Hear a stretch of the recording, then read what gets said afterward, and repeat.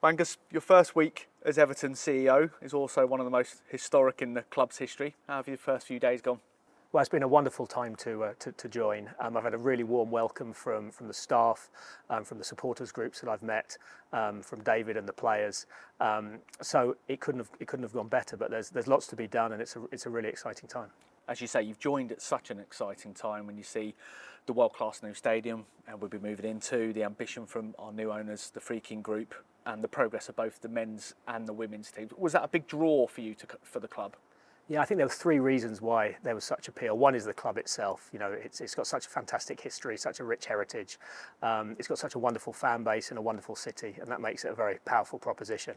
But I think when you combine that with the new stadium, which I've seen in my past as being a real catalyst for positive change for the club at all levels and including on the pitch, that makes it a unique proposition. And then when you add in the new ownership, I think it's really important that ownership see themselves as custodians of the football club. And in all my dealings with the Freaking family, they understand the principles of custodianship, and they are a good combination of pragmatic. They are very clear on what their initial objectives are, but they're also hugely ambitious as well. And that's something I wanted to be part of. You mentioned about the club's fan base as well. You've worked in football for quite a long time as well, so you're well aware of just how passionate, how Evertonians just live and breathe the club. Yeah, I mean, it's a wonderful club. I've seen Everton away support at all the grounds I've been at. They're fabled as being one of the best in the country, and I think they proved that in my first game away at Fulham. It was great to see them celebrating the 3 goals. And then I've got goosebumps sitting here at Goodison, a ground I've visited many times, a ground which I think is clearly important to Everton fans, but I think has a broader importance for football in this country. And I think it's great that we're going to be able to maintain the heritage of this great ground whilst moving on to one which can really fulfil our broader ambitions.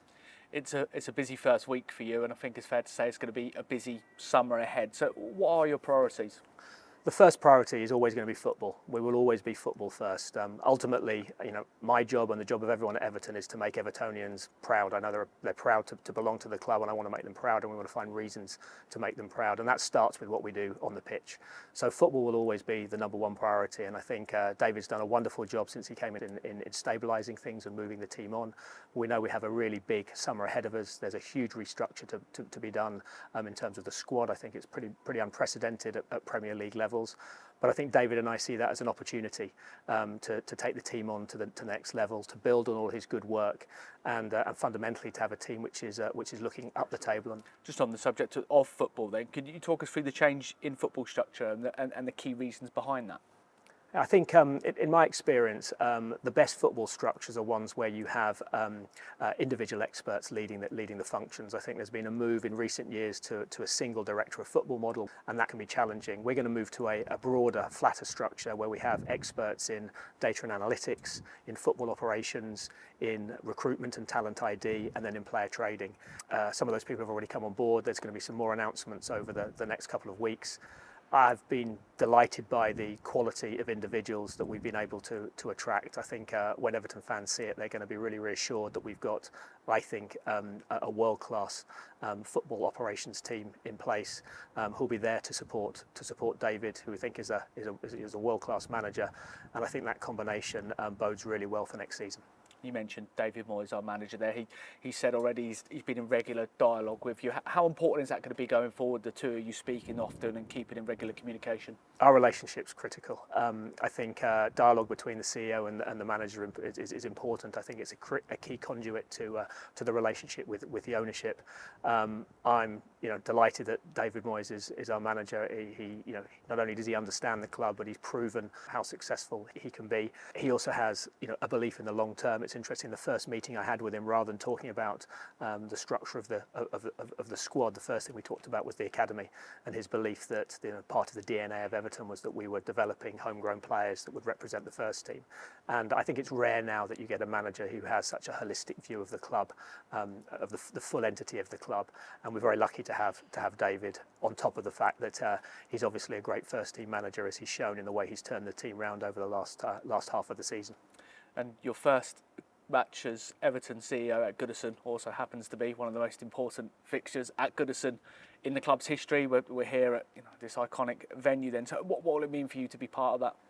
It's a wonderful time to join. I think it's going to be an emotional occasion for everyone here. You know, I'm not an Everton fan, but I've stood on terraces with my father for all my life, and I know there'll be many Evertonians, you know, standing on this terrace or these seats for the last time. But I think it's also a time for great positivity, because we're moving to a stadium that I've been at this morning, which is going to be truly world class. It's going to be one of the best in Europe. It's going to provide a platform for a world class team. It's going to provide revenue streams which are going to be able to help us fund that team. And so I think whilst the occasion this weekend will be definitely tinged with sadness, everybody should be seeing the opportunity of what our new stadium is going to bring to us. And of course, it's not the end of Goodison, because this week we've announced that our women's team will be moving here. This will be their home from next season. So could you just explain the reasons behind that and the significance of the move here? I think it's a fantastic move. I think it's bold. I think it's not without its risks and without its challenges. But that's what I want to be. I want to be a part of a club which pushes the boundaries and takes risks and embraces those types of challenges. And I think to be able to preserve the heritage of this wonderful ground and be the first team in the Premier League to effectively entrust a Premier League stadium with its women's team is a bold and brave move. But I think it's the type of move that really has the potential to unlock the women's game, not just for Everton, not just in the city of Liverpool, but nationally as well. And I think for Everton to effectively be operating two Premier League standard stadiums, one for the men and one for the women, really sets us apart and creates a fantastic platform for growth. And do you think the move underlines how important the women's team and the women's game is to the Freaking Group as well, which is also shown by how they backed the manager Brien in the January transfer window? That's been a key part of their progress in recent months. Absolutely, it's always been a key part of their priorities. I think, you know, definitely at some clubs the women's team can be a bit of a footnote. It's not here. It's central to our growth plans. It's central to what we want to achieve at Everton. I think we also know it's a catalyst for positive social change to give young girls and women roots into the game. I'm very proud that they want to be bold in terms of their plans for the women's team, and I think the future is very bright. And then just on Everton stadiums, you touched upon, just outline just how beneficial our move there to such an iconic stadium, a world-class stadium, can be to this club. Yeah, I think now if you look at the clubs which are really competing at the top of the Premier League and at the top levels of Europe, most of them have one thing in common, and that's they have a world-class stadium. And I think the benefits are twofold. One is definitely the revenue that stadium can generate, and you know, we want to take that revenue that we're going to enjoy from more supporters coming to see the team, from more different types of events that we can host at the stadium. We want to take that money and reinvest it into the squad and create that virtuous cycle of more supporters, creating more on-pitch talent and better results. But I think also what I've seen is it can be a broader catalyst for change. It can raise the ambitions for the whole club, whether that's the men's team, the women's team, whether that's what Everton want to do in the community and continuing the fantastic work that Everton in the community do. All of those factors can be changed by going to a world-class stadium, and I think it will change our position in world football, and I think it will change the perception of players that want to join the club, and I think it will help in our recruitment efforts. And finally, the role of a football CEO especially is such a broad remit. So what are your ambitions for Everton? I see the potential in everything that Everton is and everything that it can be, and I want to be aggressive in our ambitions. I think there's lots of case studies that we've seen recently of teams that I would see as smaller than Everton, you know, perhaps Nottingham Forest making a run on Europe, Crystal Palace getting to an FA Cup final.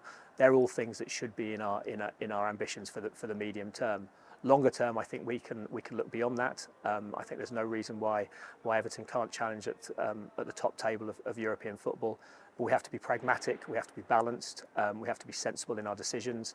We have to work in a structure where we're not worried about relegation, where we're not concerned by regulatory issues which have pinned the club back. We need to create a firm foundation that we can build on.